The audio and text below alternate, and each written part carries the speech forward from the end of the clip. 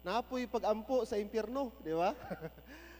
Luke 16, sa parable ni Jesus, na nag-ampo diha. Ang nakalahi lang, since wala sa relationship sa Ginoo, daghan sa mga pag-ampo dito, hangyo, pero bisag isa, wala yun siya nadawat. No? Kay ulahin na ang tanan. That is why, karon nga hapon, atong tunan ang usa sa mga pag-ampo ni Apostol Pablo, specifically sa Church of Ephesus. Okay, ako mong hangyoon, palihog abli sa inyong mga Bibles in the book of Ephesians chapter 1. Atong basahon ang pipila ng mga pag-ampo ni Apostol Pablo dinhi sa simbahan sa Ephesus. Ephesians 1, gikan sa verse 15. Ako lang basahon, no? Daghan mga verses atong basahon karon, pero specifically basahon lang ako no, sa atong pagsugod ang pipila ka mga verses gikan sa verse 15 hangtod sa 19.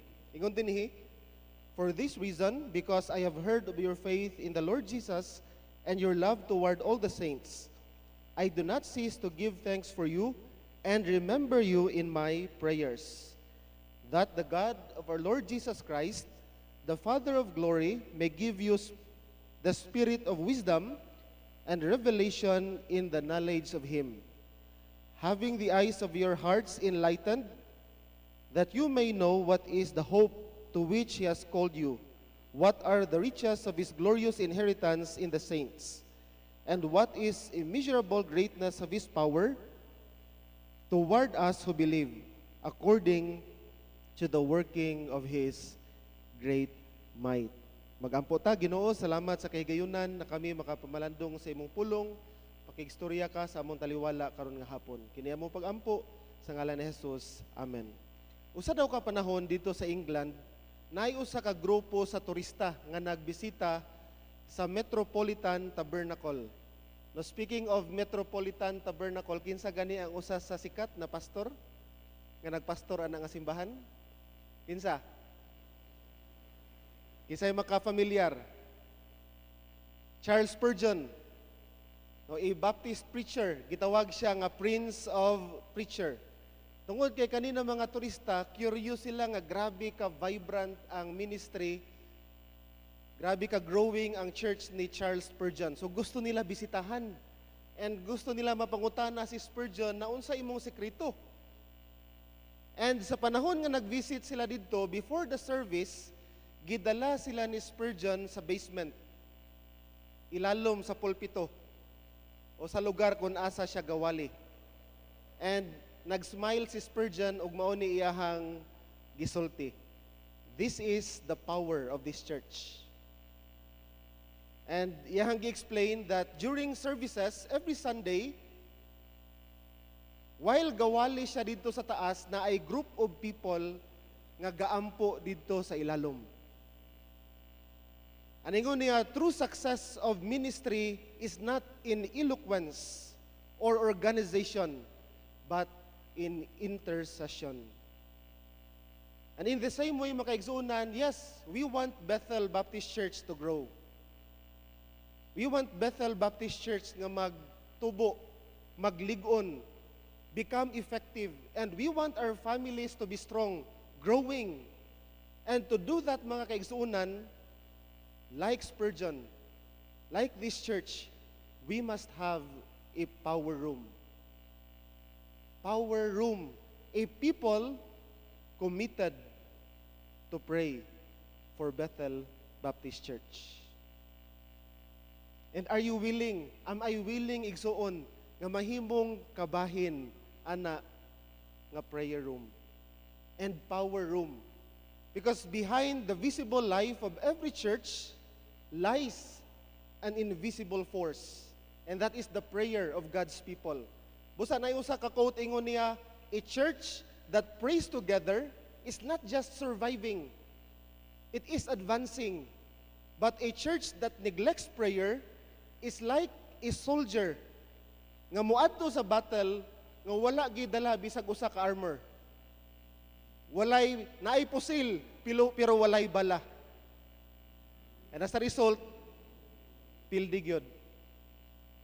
Because Christian life, makaigsuunan, and even church is a spiritual battle.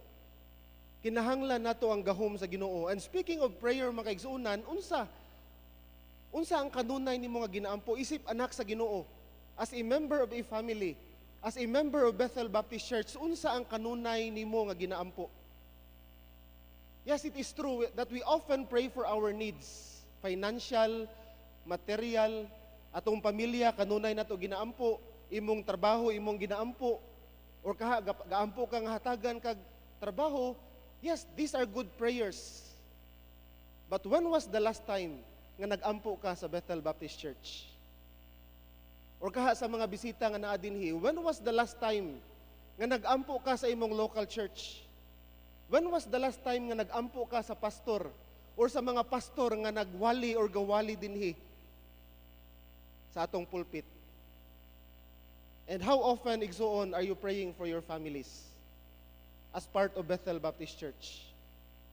Going and serving in this church.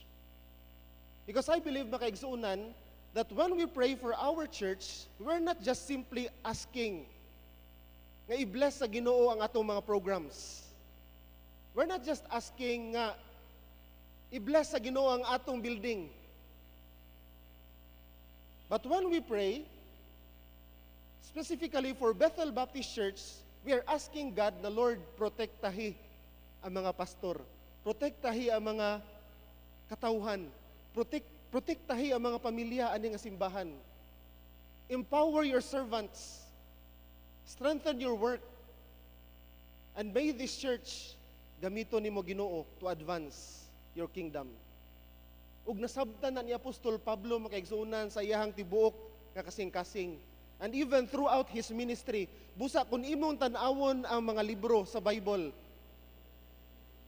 nagigamit siya sa Ginoo sa pagsulat, puno sa pag-ampo ug puno sa mga paghagit sa mga pag-ampo sa mga anak sa Ginoo.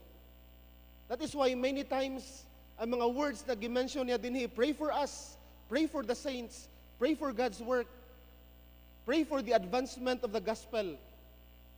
Because Christian life and even church itself is facing a spiritual battle. And we must remember, makaigsuunan, that a praying church is a powerful church. But a prayerless church, I believe, is a powerless, walay gahom nga simbahan. Because the spiritual health and power of a local church depend greatly on the prayers of its people. Praise God for our ministries. Praise God for our building.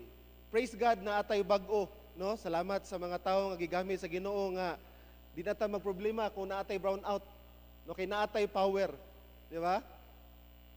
Naatay unlimited power. But how about our spiritual power, makaigsunan, as a church? Busa dinhi sa atong passage nagibasa karon nga hapon, atong tanawon ang hagit, ang encouragement ni Apostol Pablo, yang mga pag-ampo sa Church of Ephesus, and hinaot mo kini ang pag-ampo nato, not just to Bethel Baptist Church family as a whole, to your families, to your Bible study group, to your organizations, and even to your pastors ani nga simbahan. So atong tanawon makaigsunan ang content no sa prayer ni Apostol Pablo sa atong passage. Ingon niya dinhi sa verse 15, "Wherefore I also, after I heard of your faith in the Lord Jesus and the love unto all the saints, cease not to give thanks for you, making mention of you in my prayers, that the God of our Lord Jesus Christ, the Father of glory, may give unto you the spirit of wisdom and revelation in the knowledge of Him." So atong i-connect makaigsuunan ang context. Natungod kay sa atong passage, Paul is connecting these previous verses, especially in verses 3 to 14. Naghisgot siya diha mahitungod sa spiritual blessings. And if you are a believer of Christ, kung tinuod ka nga anak sa Ginoo, na angkon nimo si Jesus as your personal Savior, anak na ka sa Ginoo, and you are now enjoying His spiritual blessings in your life. Busa ingon niya sa Ephesians 1:3, blessed with all spiritual blessings. And that is your position in Christ. No, daghan kay sa gimension diha, you're chosen, redeemed, sealed by the Holy Spirit, and all other spiritual blessings. And because of those spiritual blessings, ingon ni Apostol Pablo diha, I am grateful. Wanang usa sa akong gipasalamatan nga bisan unsa ang atong status kinabuhi, bisag asa man ka, unsa imong ginaagian karon, dili na mag-usab sa imong posisyon, because in reality as a believer you are blessed with all spiritual blessings. Aningon niya dayon diya sa verse 16, after I heard of your faith. Ug usa pa gyud siyang gikalipay, wala lang nga naluwas sila, pero ang ilahang pagtuo nagapadayon. Because even this time Paul was in prison, yet the testimony of their faith was evident. Their faith was ongoing. Ang ilang pagtuo is not just something in the past. Pero ang ilang pagtuo is active, nagapadayon. Busa, bisan si Apostol Pablo na asulod sa kulungan, dili na uban nila sa pag-alagad, pero nadunggan niya ang ilahang pagpadayon sa pag-alagad sa Ginoo. And that is true. Because as believers, ang atong pagtuo wala lang nagundang. No, panahon nga naluwas ta, diha nagsugod. But ang atong pagtuo nagapadayon, and this faith is active. Ug usa na sa naghatag kalipay sa kinabuhi ni Apostol Pablo, that even in persecution, naa siya sulod sa kulungan, yet they were still living for Christ. Nagpadayon silag alagad, nagpadayon silag sangyaw sa maayong balita. Busa ingon niya diya, no? I heard of your faith in the Lord Jesus. And dili lang ilahang pagtuo, but also ang ilahang gugma, their love unto all the saints. Ano nagpadayon sila? Tungod, ano nag-alagad sila? Sama sa ilahang master, Jesus Christ came not to be served, but to serve. Ano nag-serve si Jesus to the point na gihatag niya ang kinabuhi dito sa cross? Gugma. Gugma mga kaigsuunan. Busa, dinhi sa Bethel Baptist Church, we are really encouraging everyone to be take part of what God is doing through this church. Discover your spiritual gift, and that is why even sa young people, munang gina-encourage ako ang parents, no? Encourage your children to join our Bible club, to join not just our fellowship, but through we are helping them discover their spiritual gift, and they can serve with us. Busa, slowly we are making committees, asking for volunteers so that makaserve sila sa Ginoo, because our Master, the Lord Jesus Christ, came not to be served. And the best place to do that, to exercise that, is in the local church. Busa nagpadayon sila, ano nag-alagad sila? Tungod sa ilahang gugma. They were so willing that even in the midst of persecution, nga ihatag ilang kinabuhi, ilahang panahon, nga naman, yes, sa ilahang gugma sa Ginoo, sa ilang pagtuo sa Ginoo, and also their love for others. And this shows makaigsuunan that true faith in Jesus naturally produces love for others. Kung tinuod nga naa kay pagtuo, dili na kinahanglan pugson ka nga mag-alagad. Natural na. Ebidensya na igsuon. Because when faith connects us to God, then love connects us to one another. Dili lang vertical, horizontal relationship. Nagtuo ka sa Ginoo? Okay, nagtuo ka sa Ginoo. Unsa ebidensya? Kumusta imong pag-alagad? Are you serving others?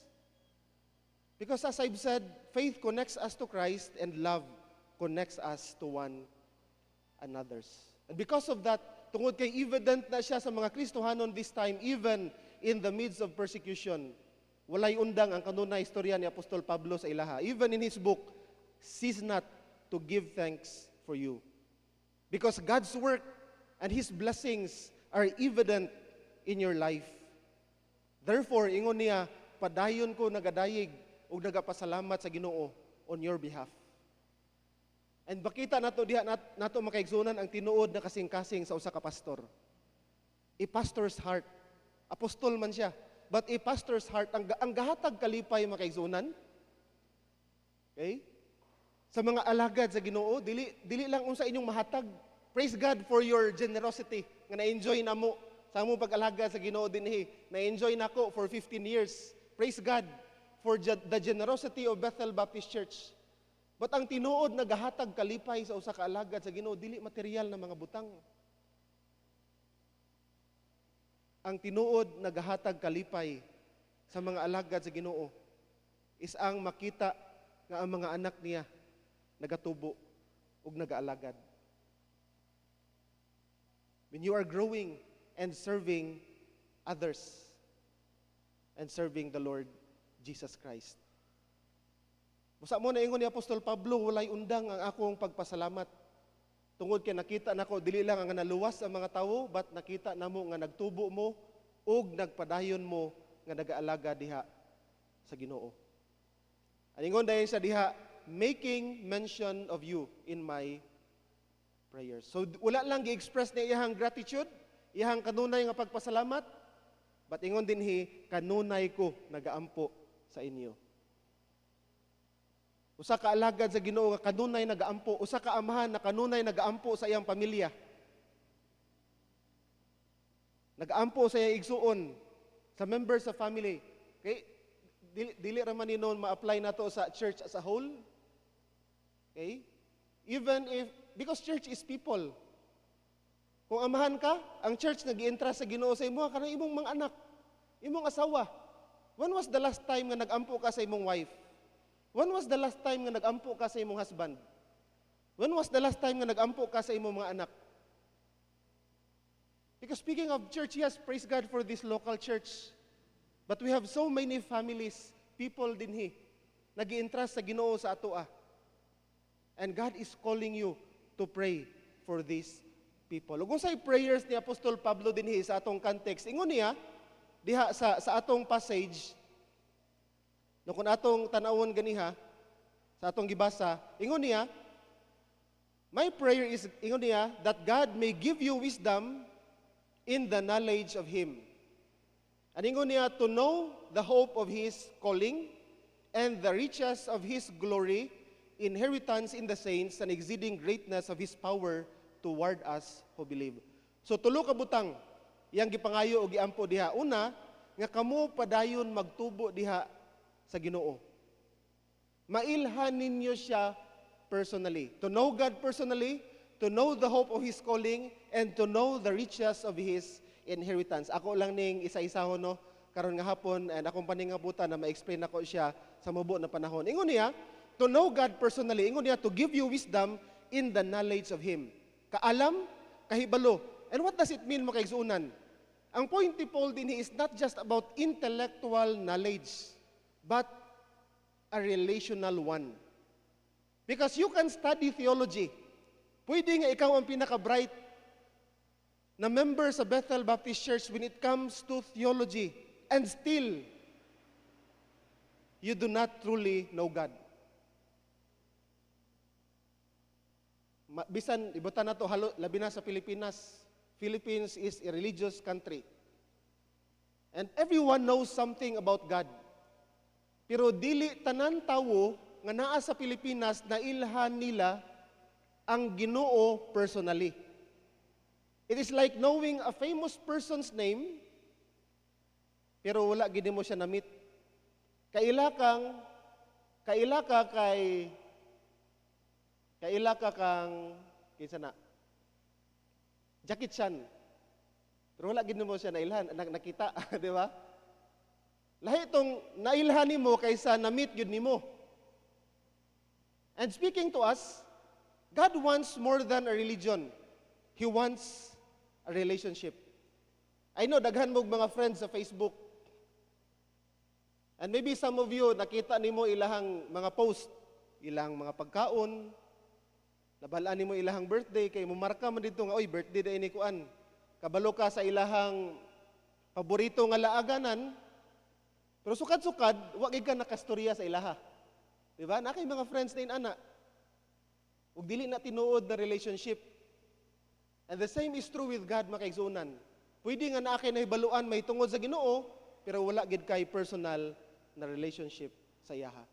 That is why knowing God, first of all, it means having a personal relationship with God. It is not just having a religion, but a personal relationship. Because Christianity is not just about going to church every Sunday, doing good works. It is about walking with God daily. Busa unsay definition ni John sa eternal life in John chapter 17 verse 3. Ingon niya, this is eternal life, that they may know Him. They may know Thee. Dili lang ni siya head knowledge, but relational. Experience. Na inyo yung ma-experiensyahan si Jesus. Ma-experiensyahan ninyo ang Ginoo. Tungod kay naamoy personal nga relationship sa iyaha. And because of that personal relationship with Him, it empowers you to walk with Him daily. Ug mo yung point ni Apostol Pablo dinhi makaigsuunan, that we will experience God, not just know Him. And diyan na magsugod sa imong personal nga relationship sa iyaha. Through the Lord Jesus Christ, nothing more, nothing less. Busa ingon sa John 14 verse 6, I am the way, I am the truth, and I am the life. No one comes unto the Father but by me. So diha na magsugod sa imong personal nga relationship. And mo nang giingon ako, having a personal relationship is not the end. It is just the beginning of your journey with God. You must walk with Him daily. Busa, ang definition ni John diya sa eternal life is experiencing God. Walking with Him. Pursuing intimate relationship with God. Like a friendship makaigsuunan, that it grows over time if you spend time with God. Ug mo nang point ni Apostol Pablo dinhi, nga dili lang mailhan ninyo ang Ginoo, but you will experience who God is sa inyong kinabuhi. And as you experience God, you will know, dili lang iyahang kung kinsa siya, but kung unsa ang iyahang mga saad sa atong kinabuhi, ug kana nga mga saad maghatag kanato og paglaom. Maghatag sa atong tinuod na kalipay, maghatag sa atong tinuod na purpose. Busa nag-mention siya diha, knowing the hope of His calling. Kaya kung nga imong kinabuhi naa sa Ginoo, kung naapay tawo sa tibuok kalibutan, nga naay tinuod na paglaom, it must be Christians. Kay naa imong kinabuhi diha sa Ginoo, and He is eternal. Naiusa ka interview one time katong gipatay bag-o.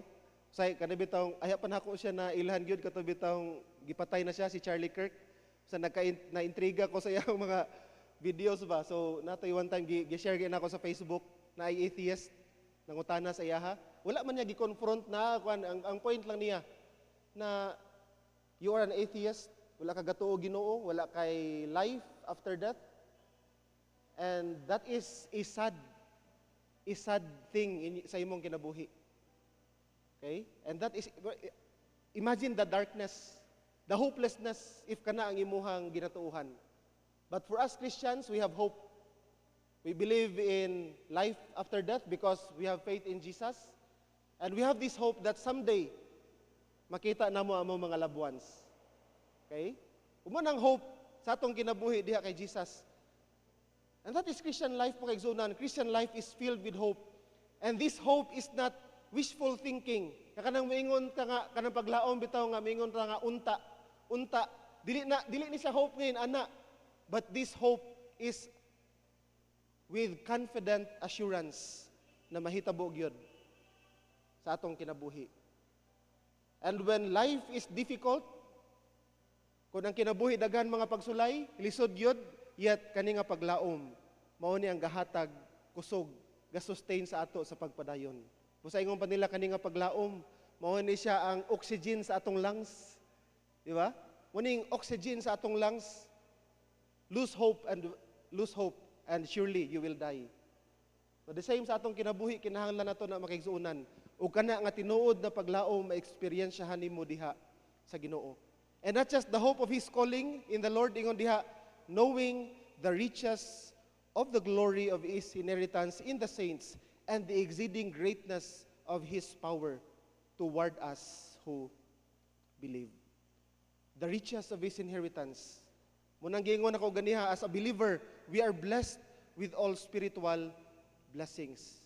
And ang greatest assurance na gimension ni Paul diha is ang assurance of resurrection. Unsay proof nato, unsay ebidensya nato na tinuod ning gisultis Ginoo. Iyang kaluwasan, iyang spiritual blessings, tubag sa atong mga pag-ampo. Busa ang gigamit diha, the riches of His inheritance and power. the greatest evidence of that is the resurrection. Ingon sa atong context, imagine no, si Jesus nabanhaw sa lubnganan, ug mo nang gahom, ebidensya. Okay, God's power, His evidence, it's the same power that raised Jesus from the dead. And that resurrection power is available to every believer who believe because of the presence of the Holy Spirit sa atong kinabuhi. So munang prayer ni Paul diha, ma-experiensyahan nila ang Ginoo, makita nila ilang tinuod na paglaom, and also the riches of his of your spiritual blessings in Christ. And my prayer is that God would open your spiritual eyes. Nga makita nato na and maghatag na sa atong motivation sa atong padayon nga pag-alagad sa Ginoo. And as a result, unsa epekto niya sa atong kinabuhi kung makita nato, kung ma-reveal na sa Ginoo sa atong kinabuhi, unsa ingon sa Ephesians chapter verses 19 to 23. And what is the exceeding greatness of His power toward us who believe? According to the working of His mighty power, which He wrought in us in Christ, when He raised Him from the dead, set Him at His own right hand in the heavenly places, far above all principality and power and might and dominion and every name that is above every name. And not only the word, but also that which also to come. Ako lang i-summarize, no? Unsay resulta diha? Unsay resulta diha? Okay? Unsay result? No, ang revelation niya, dili ang manotice ninyo mga kaigsunan, ang prayer ni Paul, wala siya nakafocus sa material ng mga butang. Kaya ang ma-enjoy nimo, because of your intentional praying, is relationship with God. The revelation of Jesus Christ. Busa kung imong tanawon dito, ang riches dito, dili man to material, dili man to nga mudato ka, but you will surely enjoy who Christ is sa imong kinabuhi. And as you enjoy the Lord Jesus Christ, umo nang ang goal sa atong prayer, dili ra man mangayo, di ba? Dili ra unsay. Okay? The main goal of prayer is intimate relationship with God. So you will enjoy, Jesus Christ Himself as the greatest answer, the greatest blessing of prayer. So munang unang abutang di ang atong makita. So ang content, atong tanawon ang characteristics sa prayer ni Paul diha. Ingon niya verses 14 to 15. For this cause I bow my knees unto the Father of our Lord Jesus Christ, of whom the whole family in heaven and earth is named. So unsay characteristics nagipakita ni Paul dinhi sa iyang pag-ampo? Ingon niya, I bow my knees. Kana nga posture is expressing humility, surrender, and even submission. Tungod kay ang tinuod na pag-ampo makaigsuunan, dili ni siya nga galiman ta sa Ginoo. True prayer, humble prayer is not demanding. It is not just asking, but it is submitting ourselves to God's will. And when we kneel before God, then surely kung sa pulong sa Ginoo, we will rise with strength. Na usa ka author ingon niya, humble prayer opens the door to heavenly power. The proud resist prayer, but the humble depend on it. Remember, yung sa ingon sa Bible, God resists the proud, but giveth grace to the humble. And mo nang expression nga, kung dili bitaw taga-ampo, makaigsuunan, sakit man niya kamatuoran, bisan sa kung kaugalingon, kung dili taga-ampo, unsa nga attitude atong ginapakita sa Ginoo? Pride. Proud. As if we're telling God, Lord, kaya na ko ni, sagdi na ko moampo. Okay? But knowing, nga ang Ginoo, He is all-powerful, then we need to humble ourselves before God. So humble prayer opens the door to heavenly power. So through His humble prayers, God was able to work effectively. So tungod sa pag-ampo ni Paul, and because of this humble prayer, God worked effectively sa iyahang kinabuhi. And even to the people, to the Christians. So sa ingon diha, as a result, that He would grant you according to the riches of His glory, to be strengthened with might by His Spirit in the inner man, that Christ may dwell in your hearts by faith, being rooted and grounded in love. So unsay resulta sa humble prayers ni Paul dinhi? Because of his humble prayer mga kaigsunan, he is strengthened. And even God's people is strengthened in the inner man. Tungod kay naay blessing atong pag-ampo, gilig-on ka sa Ginoo. Anong gilig-on ka sa Ginoo? Tungod kay na-experience nimo ang goal sa prayer, and that is intimate relationship with God. So when you are praying with the right attitude, you are strengthened in the inner man.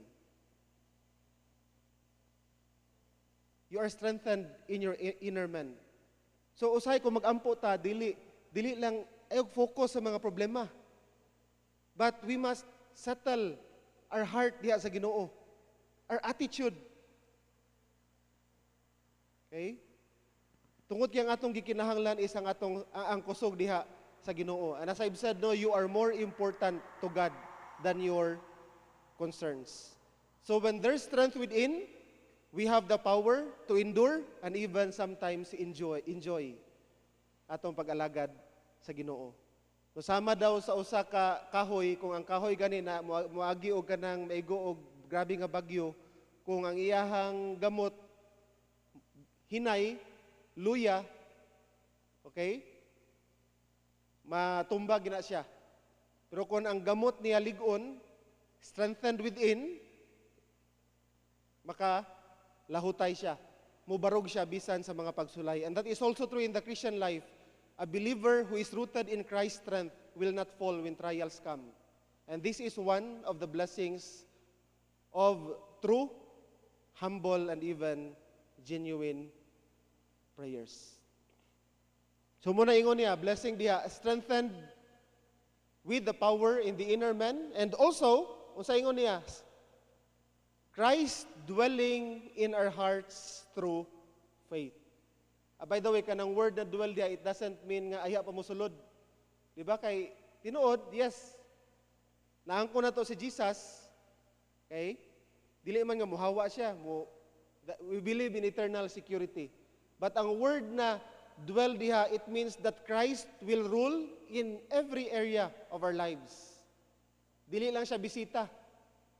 But He is the one ruling in your life. Sa imong unahuna, sa imong kasing-kasing, sa imong mga choices. And when you are consistent in your walk with God, He is not just visiting, but He is not just visiting you every Sunday, di ba?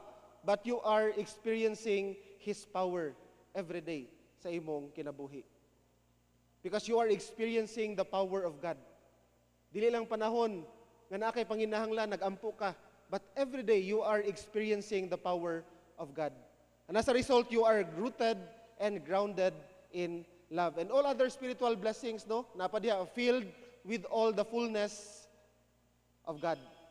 So mapuno ka, dili lang sa mga butang, sa imong mga ginapangayo, but all the fullness of God. Because the ultimate goal of prayer is not just knowledge or emotion, but Christ likeness. And to be filled with God means our lives reflect His character, iyahang kalinaw, iyahang kinaiyahan, and even His power makita sa atong kinabuhi. Noon ay usa ka storya nga ako nabasa mahitungod sa usa ka Kristohanon daw, nagdala siya og usa ka beautiful kayo nga lamp. Okay? And every night iyahang ginasindihan. Pero one day, nindot kayo mahalon ang lamp nga iyahang napalit. No, tingali, wala pa LED light, wala pa yung mga solar lights na time, okay? One day, nalimtan niya nga magdala gas. So, nindot kayo iyahang lamp, pero wala gas. So, sa point, bisag unsa ka nindot sa imong light or sa imong lamp, pero kung wala kay gas, wala ginay power. And in the same way, mga kaigsunan, in our Christian life, pwede nga maayo katanawon outside. Pwede nga maayo kay katanawon outside. Naa ka sa church every Sunday, gakanta ka sa choir, ga-serve ka, but without prayer, mga kaigsunan, without the Holy Spirit's power, sama ka atong lamp na empty. Walay kalipay. And in the end, I believe, di gid ka makalahutay sa imong pag-alagad sa Ginoo. That is why Paul's prayer dinhi nagpahinumdom sa ato that we need to be filled daily with God's presence, with the Holy Spirit. Ug mahitabon ang makaigsuunan when we are consistent in our prayers. So akong challenge sa atong tanan karon nga hapon mao ni, pray regularly for spiritual growth and not just for physical needs. I know natay mga panginahanglan. Apan hinaot, muna ingon pa nila no, usahay ang spiritual life sa usa ka tawo, ma-discern nimo sa iyang mga pag-ampo. Kung imong ginaampo permi, murag good health lang, financial needs, pambayad na ako sa tuition, oron sa panang material ng mga butang, something is wrong igsoon. Because even Paul, iyang mga pag-ampo, many times na ito makita sa scripture, dili mga butang, people, gospel. Because when we seek first God's kingdom, ingon niya, all other things will be added unto us. Pray for spiritual growth. Pray for people. Pray for God's work. And all other things will be added unto us. It's not bad na mag-ampo ta, Lord bless me.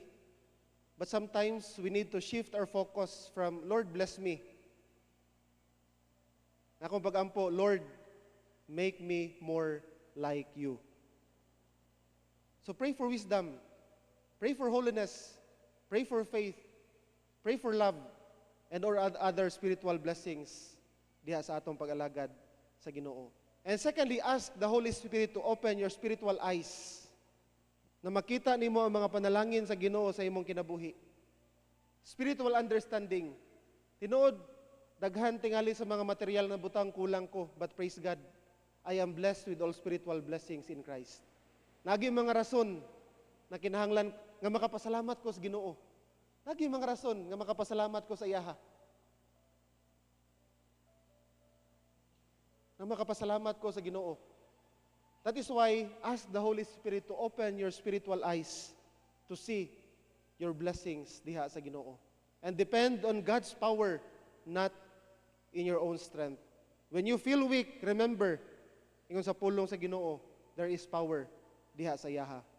So trials will never crush us when you deepen your roots by praying humbly before God. And let Christ rule in every area of your life and live in the assurance of God's love sa imong kinabuhi. And I will end this message pinaagi sa usa ka storya mga kaigsunan. Na usa ka storya mahitungod sa usa ka lighthouse keeper. No, kay ang lighthouse importante kay na for the safety sa mga barko, ibutan nato sa eroplano na dili disgrasya. So sa lighthouse, ang katong lightkeeper ginahatagan siya og oil enough for a month. Nga magsiga ang lighthouse. Ang nahitabo, na yung mga villagers nga gaadto dito sa lighthouse, gapangayo sa iyaha. So tungod lagi kay generous kay siya, iyahang gihatagan, basin gani usahay no, ginabaligya pa to, kabalo. Joke lang bitaw. So ang nahitabo, niabot ang time, wala pa nag-isa ka bulan, nahutdan og gas, oil. So wala na nagsiga ang wala na nagsiga ang lighthouse. And as a result, daghan mga barko ang nadisgrasya, nalunod. And when the government investigated, the keeper explained. Ingon sa keeper, mao man ni ako ginaningkamot man ko nga padayon ang light, pero nagtabang raman pod ko sa mga silingan dinhi kay nahutdan sila gas. Okay? But ingon sa government, you were given oil for one purpose, and that is to keep the light of the lighthouse burning. Mo nang purpose nimo, na kinahanglan ipabili nimo nga gasiga ang lighthouse. Masay point ako makaigsunan.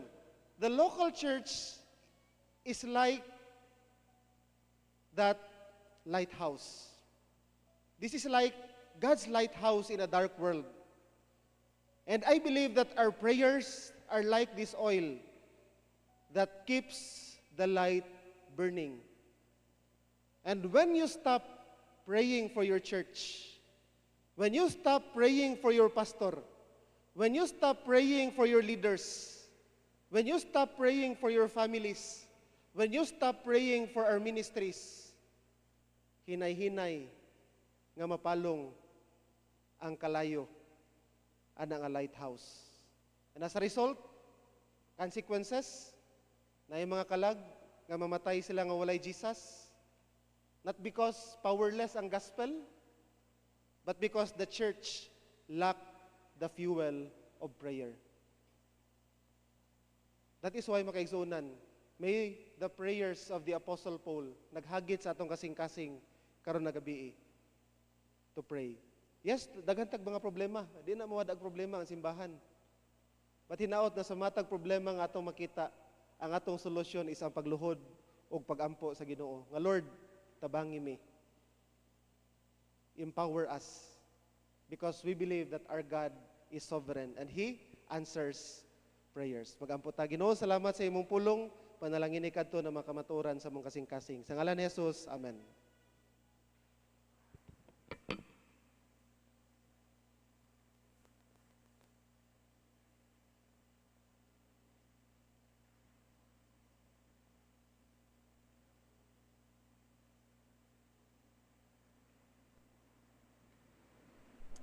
Let's pray.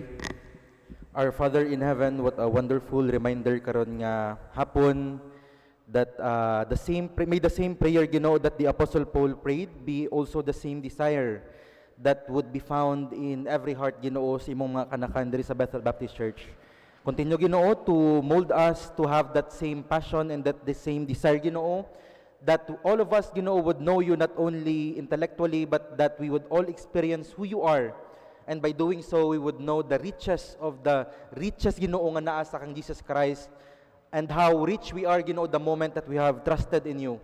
Not only, Ginoo, sa material nga mga butang, but with the spiritual blessings that you have bestowed upon us when we have trusted in the Lord Jesus Christ. And what you are doing, Ginoo, the power that is working through sa among mga kinabuhi. And karon hapon, Ginoo, as we have our offering, may you bless these offerings, Ginoo, gamita kini, Ginoo, nga dagan pagod, Ginoo, nga mga kalag ang amo, Ginoong masangyawan sa imong pulong, and at the same time, Ginoo, nga kani, Ginoo, nga mga offerings would be a blessing, Ginoo, sa aron, Ginoo, nga mga activities